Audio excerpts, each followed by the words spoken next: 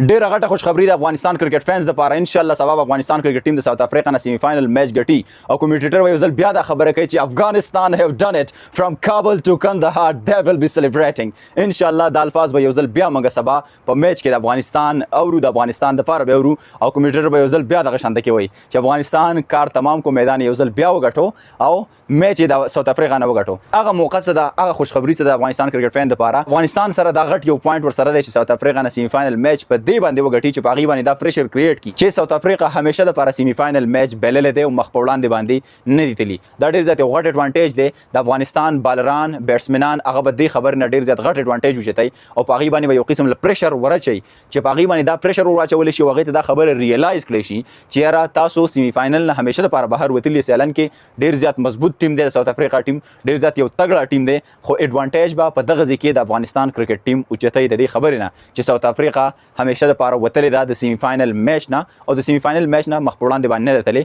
نو ان شاء الله دغه یو چانس شته دی دغه یو فیکټ دی دغه یو حقیقت دی د دې نه بغټه فائدہ اوچتای افغانستان به مخ په وړاندې باندې سي بیا سبا یو انډیا او د انګلند الله دی چې انګلند دی وګټي انګلند دی په دې وجه باندې وګټي کچرته کې انډیا وته فائنل ته افغانانو نه خوري زیات دا خبره کوي چې بای بای او دا قصې د انډیا سره کوي خدا چرته بای نشي کېدلی هغه ډیر زیات ایڈوانټیج اوچتای بیا په فائنل کې دا بای بای والا قصه دغه سره نه زما بیسټ ویشز دا دي چې الله په انګلند باندې سیمی فائنل وګټل کې دلته کې په افغانستان وګټل کې نو د دوه فائنل براشي نو دلته کې بیا ډیر زیات غټه مزه وي بهرحال تاسو خپل سره چې آیا افغانستان لوډل به سبا ان شاء الله ساوث افریقا ته شکست ورکړي کنه او انګلند به انډیا ته شکست ورکړي کنه دا سره کمنټ کې شامل کړئ ان شاء الله ملوي نو ویډیو کې تر هغه ما مې تر ښه درکې اجازه د الله پامان